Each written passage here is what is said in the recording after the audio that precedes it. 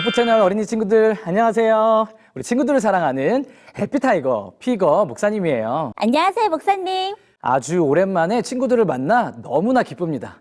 오늘부터 4번의 시간 동안 목사님과 함께 예수님이 돌아가시기 전의 이야기, 예수님의 마지막 일주일 이야기를 살펴볼 거예요.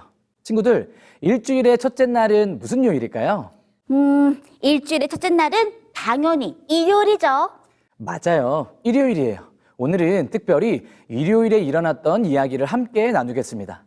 목사님과 함께 예수님께서 보내신 일주일의 삶을 기억하면서 우리에게 들려주시는 귀한 메시지를 귀담아 듣는 시간 되기를 간절히 바랍니다.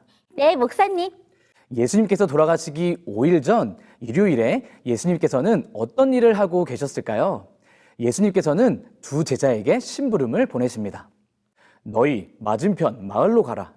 그러면 나귀 한 마리가 그 새끼와 함께 매어 있는 것을 곧 볼 것이니 그것들을 풀어서 내게로 끌고 오너라. 친구들, 예수님은 왜 나귀가 필요하셨던 걸까요? 나귀는 사람들이 많이 타고 다녔던 동물이었잖아요. 예수님께서도 나귀를 타시려고 했던 거 아닐까요? 맞아요. 예수님께서는 그 나귀를 타기 원하셨습니다. 그래서 마태복음을 쓴 마태는 이렇게 적었어요. 보아라, 내 왕이 내게로 오신다. 그분께서는 겸손하셔서 나귀를 타셨으니.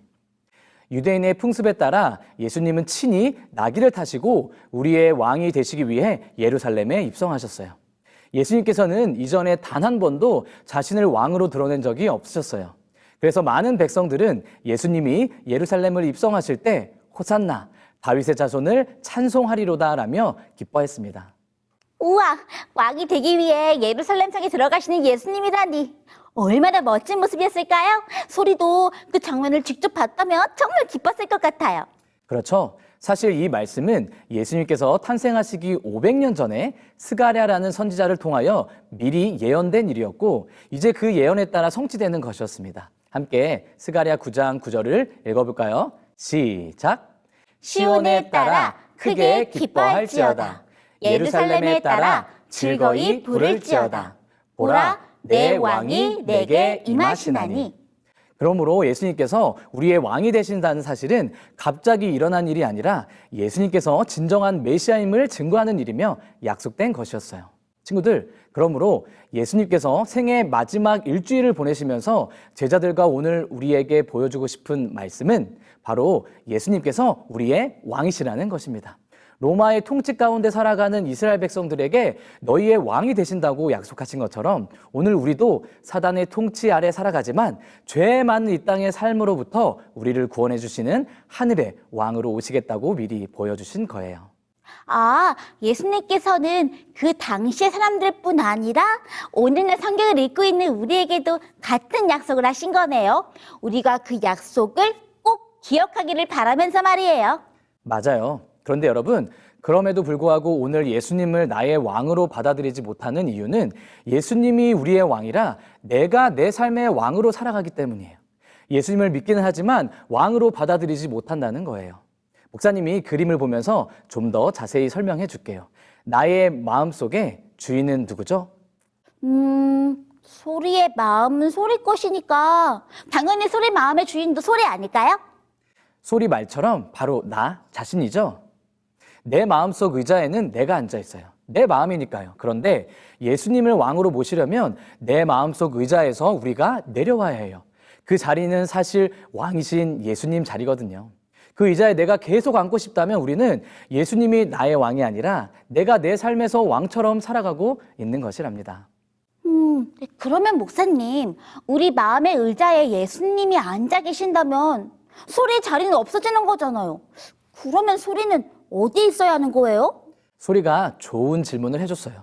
바로 이곳 예수님의 발 아래입니다. 오늘 예수님이 나의 삶의 왕이 되심을 기억하게 되길 간절히 바랍니다. 그런데 오늘 우리가 한 가지 더 살펴볼 부분이 있어요. 그것은 바로 왕으로 오신 예수님의 모습이에요. 질문 하나 할게요. 친구들이 혹시 대한민국의 왕이 되어 서울 시내를 행진하게 된다고 하면 어떤 것을 타고 들어가고 싶나요? 1번, 엄청 비싸고 번쩍번쩍 빛나는 멋진 자동차. 2번, 작고 낡은 자전거. 에이, 당연히 1번이죠. 왕이 작고 낡은 자전거를 타고 간다는 건 있을 수 없는 일이에요. 아마 그랬다면 많은 사람들이 수근수근 비웃었을 거예요. 그렇죠. 소리 말처럼 그 당시 세상의 왕들은 번쩍번쩍 자동차처럼 아주 멋있는 말을 타고 입성을 했어요. 그래서 그 뒤에는 전쟁에서 얻은 포로들이 그 뒤를 따랐죠. 그런데 예수님의 입성은 달랐어요. 바로 말이 아닌 새끼 나귀를 타고 오셨어요. 마치 낡고 작은 자전거처럼요. 특별히 스가랴 선지자는 그 나귀를 작은 것이라고 강조하였어요. 그러므로 예수님이 타신 나귀는 아주 작고 연약한 나귀였습니다. 사실 소리도 처음에 목사님께서 예수님이 나귀를 타고 입성하셨다고 했을 때 이상하다고 생각했어요. 나귀보다는 튼튼한 말이 더 빠르고 편하셨을 텐데. 예수님께서는 왜 하필 작은 나귀를 타셨던 걸까요? 너무 궁금해요. 소리처럼 생각한 친구들이 많이 있을 거예요. 예수님께서 작은 나귀를 타신 모습을 한번 상상해 볼까요? 어쩌면 나귀가 너무 작아 예수님의 발이 땅에 닿았을지도 몰라요. 이왕이면 튼튼하고 멋있는 말을 타고 가셔도 될 텐데 예수님께서는 귀엽고 작은 나귀를 타고 가신 것입니다. 여러분, 예수님은 왜 새끼 나귀를 타고 가셨을까요? 함께 생각해 볼까요? 작은 나귀를 타고 입성하신 예수님. 예수님은 왜 새끼 나귀를 타고 가셨을까요? 힌트, 마태복음 21장 5절을 읽어보세요. 정답, 겸손하셨기 때문에. 예수님께서는 겸손하여서 나귀를 타셨다고 합니다. 말을 타게 되면 위에서 아래로 사람들을 내려다봐야 하지만 새끼 나귀를 타면 그들과 똑같은 눈높이에서, 아니 어쩌면 더 낮은 눈높이에서 그들을 바라보게 됩니다. 새끼 나귀에 타신 것은 조금이라도 올라가기 위해서가 아니라 조금이라도 더 내려가기 위해서였습니다. 그러므로 나귀를 타신 그분은 참으로 겸손의 왕이셨습니다. 예수님께서는 왕이셨지만 작은 구유에서 태어나셨어요. 그리고 그분은 때와 장소를 가리지 않고 언제 어디서든지 겸손의 삶을 보이셨습니다. 그리고 이제는 자신의 마지막 삶에서 다시 한번 나귀를 타시며 겸손의 모습을 보이셨던 것이랍니다.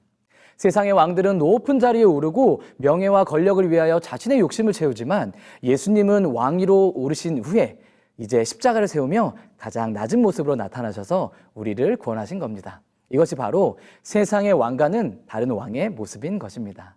우리를 위해서 목숨까지 버리신 겸손의 왕이라니 예수님의 사랑이 너무나 감사해요.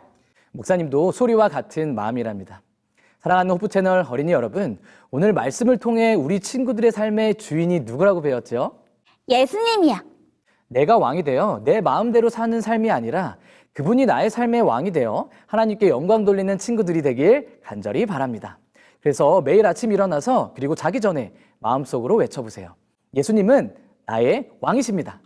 그렇게 할 때 왕이신 하나님께서 우리 안에서 통치하실 것입니다. 뿐만 아니라 겸손히 섬기신 예수님처럼 우리 친구들도 낮은 곳에서 예수님을 증거하는 작은 예수님이 될 수 있을 거예요.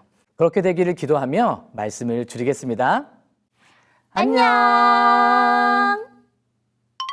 사랑의 하나님, 사랑의 하나님, 늘 제멋대로인 우리들을 늘 제멋대로인 우리들을 끝까지 사랑하시고 끝까지 살아가시고 겸손히 우리의 왕이 되어 주셔서 감사합니다.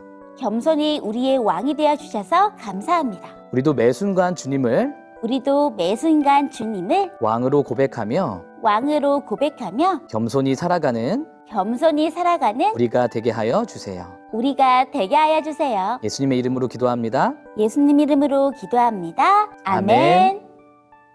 그건